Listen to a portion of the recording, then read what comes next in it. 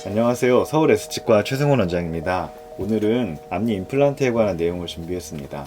엑스레이 보시면 이게 이제 작년 10월 달에, 그러니까 2018년도 10월에 저희 치과에 처음에 오셔가지고 찍었던 엑스레이인데요. 보면은 앞니 두 개가 이제 씌워져 있는데, 하나는 보시면 뿌리 모양이 다른 치아들이랑 다르죠. 뭔가 뿌리 끝이 많이 녹아있고 주변도 이렇게 까맣게 염증이 있고, 입 안에서는 잇몸 쪽으로 고름주머니가 생겨서 염증이 나오고 있는 상태였습니다. 이미 뿌리가 흡수도 많이 되어 있고 갈라져 있어서 이 치아는 살리기는 좀 어려운 상태였고, 이 치아는 그래도 한번 치료를 해서 써보자라고 말씀을 드렸었는데요. 이게 두 개가 이렇게 묶여 있다 보니까 한쪽 치아가 망가져도 하나 치아가 버텨주니까 크게 입안에서 증상이 없으세요. 그래서 2018년도 10월 달에 오셨을 당시에는 고름이 나오지만 아프지는 않고, 그리고 큰 증상은 없으니까 일단은 쓰는 데까지 쓰시겠다 라고 말씀하시고 이제 가셨었습니다. 치료의 필요성에 대해서는 인식을 하셨지만 아무래도 임플란트라는 게 일단 무섭잖아요. 제가 생각해도 많이 무서울 것 같아요. 내가 임플란트를 해야 되는 상황이 오면, 저 같아도 이제 제가 임플란트에 대해서 모르고 제가 치과 의사가 아니라면 대체 임플란트가 뭐지? 임플란트를 뼈에다 나사를 심는다는데 이게 아프진 않을까? 여기저기 찾아보기도 하고 주변에 아는 사람들이 있으면 물어보기도 하고 고민이 되게 많이 될 것 같아요. 이런저런 종류의 임플란트도 많고 광고도 많이 하고, TV에서는 오스템 임플란트를 광고하는데 그게 가장 좋은 임플란트인가?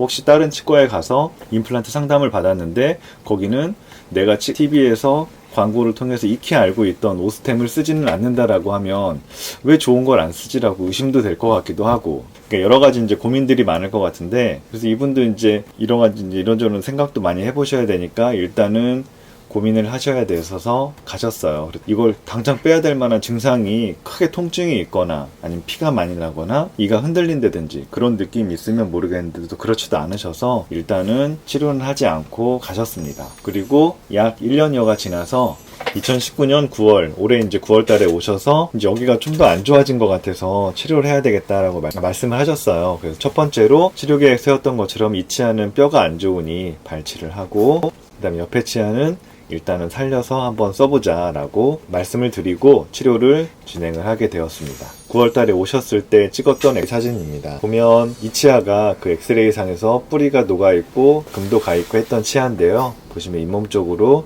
이제 고름주머니가 생겼다가 터지고 가라앉았다가 이렇게 반복되는 상황이었고요. 두 개가 연결돼 있어서 이 치아는 일단은 살려보자 라고 말씀을 드리고, 씌웠던 치아를 이제 치료하기 위해서 벗겨냈어요. 이 치아는 발치를 할 예정이었기 때문에 두 개 치아 사이를 잘라서 일단 이거를 반으로 쪼개서 제거를 했는데 웬걸 되게 툭 떨어지는 거예요. 그래서 보니까 이미 속에서 썩어서 이게 뿌리만 남아있는 상황이었습니다. 자르고 나서도 뭔가 흔들리는 느낌도 있고 해서 좀 예감이 좋진 않았었는데, 아니나 다를까 자르고 났더니 뿌리만 남아있어요. 위쪽에서 본 그림인데요. 이걸 자르고 나니까 자른 흔적들 보이시죠? 색가루 치아를 반으로 쪼개서 잘라냈더니 이미 속에서는 다 썩어있고 뿌리만 이렇게 보이는데 뿌리 자체도 다 썩어 있는 상태입니다. 치아가 있었던 자리에 잇몸에 윤곽이 있는데 이미 속으로 다 썩어서 잇몸이 그 사이로 다 비집고 들어온 모습도 보이고요. 그러니까 이미 꽤 많이 충치가 진행되어 있었던 상태였던 거죠. 많이 썩어서 이래도 증상이 없으니까, 항상 문제는 증상인 것 같아요. 증상이 있으면 당연히 병원에 가서 치료를 하시는데, 안 아프면, 제가 치과 의사를 일하면서 안타까운 경우가, 안 아프면 괜찮겠지, 아니 괜찮을 거야 라면서 이제 자기 암시를 하고, 병원은 누구나 가기 싫잖아요. 저도 병원 진짜 가기 싫거든요. 제가 어디 아파서 뭐 검사를 해야 된다 그러면 내가 너무 건강관리도 안 하고 이거 죽을 병에 걸리는 거 아니야? 심지어는 뭐 그런 생각이 문득 들 때도 있고 한데, 저도 병원 가는 게 싫은데 하물며 다른 사람들은 어떻겠어요?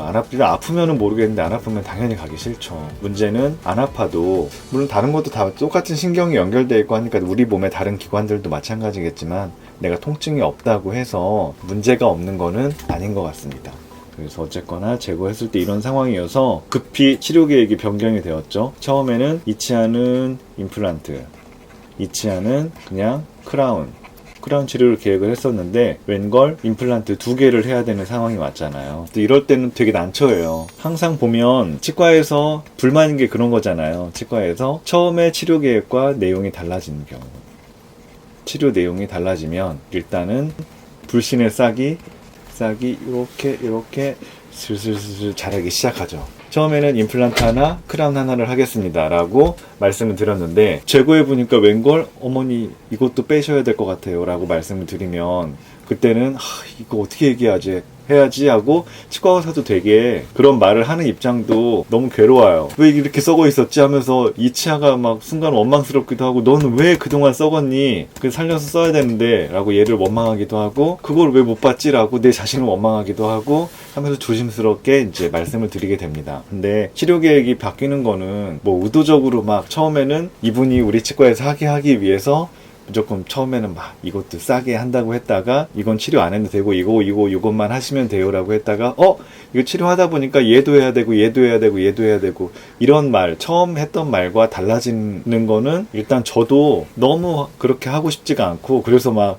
처음 치료 계획에서 충치를 예를 들어서 이제 이런 경우는 2개의 치아를 치료하는 거니까 크게 막 달라졌더라도 2개 치아를 치료한다는 것 자체는 변함이 없는데, 예를 들어 뭐 충치를 했는데 사이 충치가 있어서 오른쪽 위에 2개, 왼쪽 위에 2개, 왼쪽 아래 3개, 뭐 이렇게 2개, 총 9개의 치아를 치료를 하셔야 돼요 라고 말씀을 드렸는데, 충치를 제거하다 보니까 하나가 추가가 됐어요. 내가 미처 못 봤던 치아가 사이에서 엑스레이에서도 안 보이는 위치에 숨어서 충치가 있었단 말이에요. 그러면은 하나가 추가됐는데 이걸 어떻게 하지? 처음엔 9개라고 말씀드리고 그렇게 알고 치료를 시작했는데 10개입니다. 그러면은 그런 말씀 드리기 진짜 어렵거든요. 왜 이걸 못 봤을까 하면서 내 눈과 우리 치과의 엑스레이를 원망하면서, 엑스레이를 이렇게 찍었을까, 각도를 바꿔서 다시 찍었어야 되나 막 이러면서 되게 막 5만 가지 생각이 드는데, 그래서 어떨 때는 뭐 하나 정도가 달라지는 경우는 그냥 모른 척하고 그냥 해드리는 경우도 있고요. 그만큼 치료 계획이 처음과 달라지는 거에 대해서, 그러니까 말이 달라지는 거에 대해서 환자분들도 너무 싫어하시지만 치과 의사도 아무렇지도 않게 그렇게 하는 거는 아니다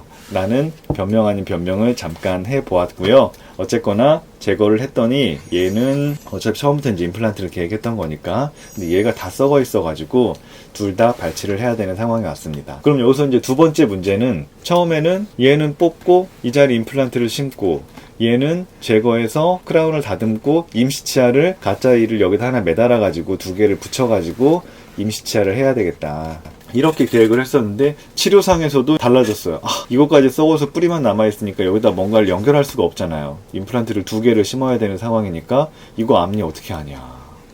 처음에는 저희가 이제 이거를 임플란트를 하나 심고 이거 다듬어서 임시치아를 하기 위해서 예를 들어 시간을 뭐 1시간을 비워놨는데, 이거를 다 빼고 이제 임플란트 2개를 심고 임시치아를 해야 되는 상황이 오면 치료 시간이 늘어요. 제가 이거를 한 30분 정도는 더 붙잡고 있어야 된단 말이에요. 그러면은 이때는 이제 환자분께는 치료 계획이 달라져서 죄송스럽고, 저희 직원들은 이분은 이제 1시간 비워놓고 그 다음 이제 다음 환자 진료를 약속을 쭈르륵 잡아놨는데, 여기서 제가 30분을 붙잡고 있으면 또 다음 환자분들은 그만큼 또 기다려야 된단 말이에요.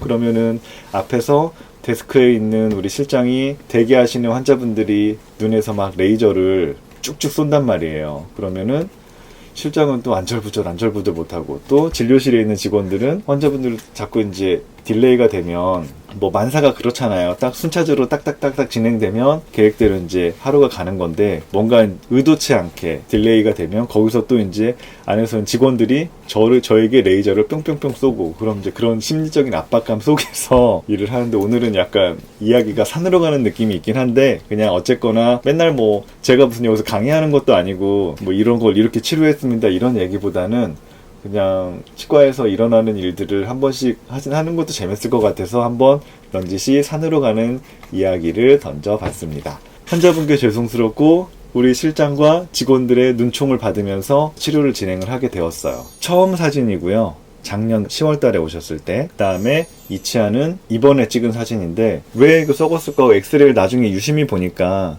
이때도 이미 까맣게 여기가 이만큼 썩어 있었는데, 1년이 지나니까 한쪽에 매달려서 힘을 계속 받다 보니까 그새 충치가 다 진행돼서 치아 목쪽이 다 이렇게 까매져 있더라고요. 이거 다 썩었었구나. 뒤늦게 알았죠. 처음 엑스레이 보고서 이제 그때 계획을 세워서 하나는 뽑고 임플란트를 하고 하나는 크라운을 해야 되겠다 해서 임시치아도 그렇게 준비를 했었었고, 그렇게 했던 것들이 다 차질이 생겨버렸습니다. 하지만 치료를 해야 되니까 그날 이제 이를 빼고 임플란트를 심었고요. 발치를 하고 임플란트를 심고 꼬매놓은 모습입니다. 제가 예전에도 발치와에는 뼈 이식은 가급적 하지 않는다, 이렇게 말씀을 드렸었는데, 이제 이 내용을 또 동영상을 올렸더니 발치와 얘기는 쏙 어딘가에 편집이 돼서 날아가 있고 뼈 이식을 안 해도 되느냐 이러고 이제 문의를 많이 주시는데, 발치와에 이를 뺀 자리에는 웬만하면 뼈 이식을 굳이 할 필요는 없다는 얘기였고, 이를 빼고 오래돼서 뼈 자체가 흡수가 일어난 부위에는 뼈 이식이 필요해요. 그래서 발치와의 뼈 이식은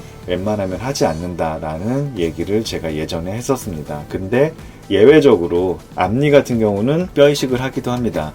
이 뼈 이식을 하는 이유가 이 이식제가 뼈가 되라고 뼈 이식을 하는 게 아니고요. 앞니는 지금 보시면 이제 이를 뺀 다음에 바로 심으니까 이렇게 윤곽이 이렇게 쭉 가잖아요. 위에서 봤을 때 이 입술 쪽에 도톰한 이 뼈, 이 잇몸, 이 윤곽, 이게 흡수되지 말고 버텨달라고 뼈 이식을 합니다. 이식제가 들어가면 이 흡수되는 양이 좀 적기는 하거든요. 그래서 이 이식제가 뼈가 되길 기도하는 게 아니라 입술 쪽의 이 볼륨, 위쪽에서 봤을 때 볼륨이 꺼지지 말고 유지가 되달라고, 제발 유지를 해줘. 그래야 앞니가 예쁘니까. 그런 마음으로 이제 앞니 같은 경우는 뼈 이식을 하는 경우가 많습니다. 앞에서 바라본 모습인데요. 이렇게 이제 잇몸이 이렇게 있고 뼈 이식제랑 PRF를 넣었는데 도망가지 말라고 꼬매놓은 모습이고요. 자, 여기까지 심는 거는 그렇게 어렵지는 않아요. 이 빼고 그 자리에 따라서 이제 임플란트를 심으면 되니까. 임플란트를 심어놓고 이제 찍었던 엑스레이인데요. 이 뺀 자리에 임플란트를 심었고, 그 다음에 주변부에 이제 뼈 이식을 좀 해놨고요. 이거는 이제 힐링 어버트먼트라는 거 연결해 놓은 모습인데, 입안에서 보면 이제 이렇죠. 항상 임플란트 하고 나서 이 사이에 잇몸을 어떻게 하느냐가 제일 어렵거든요, 치과 의사들한테. 특히 앞니 같은 경우는 여기 꺼져서 블랙 트라이앵글이라고 구멍이 뽕 뚫리게 되면 보기가 안 좋잖아요. 그래서 이거를 최대한 유지를 해야 되는데, 가장 좋은 거는 이렇게 이를 빼고 바로 심어서 여기에 바로 임시치아를 연결했으면 이 형태를 꺼지지 않게 유지를 잡아줄 수 있어서 그게 가장 좋습니다. 이분은 수술한 당일날 원래 준비했던 임시치아를 약간 수정을 해서 여기다 직접 연결해가지고 임플란트 연결해서 임시치아를 넣었어요. 이게 임시치아 넣은 모습입니다. 이거는 지난주에 수술하고 오늘 온 따끈따끈한 사진인데, 오늘 이제 실을 빼시려고 오셨는데 잇몸도 이제 아물고 있고 임플란트가 어느 정도 고정력이 잘 나왔었기 때문에 임플란트 연결해서 임시치아를 고정을 해놓은 모습이에요. 원래 이제 길이가 조금 더 길어야 되는데 임플란트에 연결해놓은 임시치아가, 임플란트는 뼈랑 단단하게 결합하는데 그래도 적어도 6주에서 8주는 기다려야 되거든요. 바로 임플란트에 교합력이 가해지는 거는 조금 부담스러워서 안 닿게 하느라고 다 갈아내고, 일단 잇몸의 모양을 잡는 게 중요하고, 또 앞니 2개를 빠진 채로 치과 문을 나가게 할 수는 없잖아요. 일단 가려야 되니까 임시치아를 넣었던 모습이고요. 그래서 이런 식으로 일단 1차 치료를 마무리를 지었어요. 예전에 동영상에서 구강 스캐너에 대한 내용을 말씀드렸었는데, 구강 스캐너가 앞으로는 많이 쓰일 것 같다. 왜냐면 본 뜨고 하는 것들이 굉장히 불편하니까. 환자분들이 항상 하시는 얘기가, 본 뜨고 나서 그 본 뜬 인상제를 입안에서 뺄 때 이가 뽑히는 느낌이 든다라고 말씀을 하시거든요. 그래서 구강 스캐너는 그런 걸 이가 뽑히는 인상제를 쓸 필요는 없으니까. 그리고 컴퓨터로 스캔하는 게 꽤 정확해요. 그래서 저도 올해 6월 달에 구강 스캐너를 장만을 했습니다. 그래서 애초에 이럴 거였으면 미리 이제 스캔을 해서 임플란트의 식립 위치를 잡아줄 수 있는 스텐트라고, 요즘 뭐 내비게이션 임플란트 많이 이제 인터넷에서 떠드니까 내비게이션 임플란트라는 것도 많이 들어보셨을 텐데, 내비게이션 임플란트라는 말은 책에는 없는 말이고요. 저희가 이제 가이드 수술이라고 얘기를 하거든요. 가이드. 심을 때 임플란트의 드릴의 방향이나 위치를 결정해주는 입안에 끼는 그 기구를 저희가 만드는 거를 서지컬 가이드라고 말을 합니다. 그래서 그 서지컬 가이드를 옛날에는 수작업으로 다 했는데 요즘에는 컴퓨터로 스캔해서 컴퓨터가 3D 프린터로 출력하고 이런 식으로 정확하게 작업을 하니까, 그리고 가이드에 따라서 심는 임플란트의 3차원적인 위치도 최초에 계획했던 대로 충분히 잘 넣을 수가 있고요. 가이드 수술을 진행을 했으면 하는 아쉬움도 있는데, 처음 계획과 완전 달라져가지고 이렇게 됐지만 그래도 해피엔딩으로 잘 끝낼 수가 있었어요. 이분이 치과에 와서 크라운을 제거하고 무척 당황하고 중간에 치료 계획이 변해지고 환자분과 직원들 사이에서 쏘는 레이저를 맞아가면서 치료했던 지난주의 고분 분투기, 그리고 오늘 이제 실 빼고 잘 마무리했다는 이야기, 이 이야기가 오늘의 내용입니다. 오늘도 시청해주셔서 감사드리고요. 다음에도 즐거운 내용으로, 조금 즐겁게 해볼까 하는데 즐거운 내용으로 찾아보도록 하겠습니다. 감사합니다.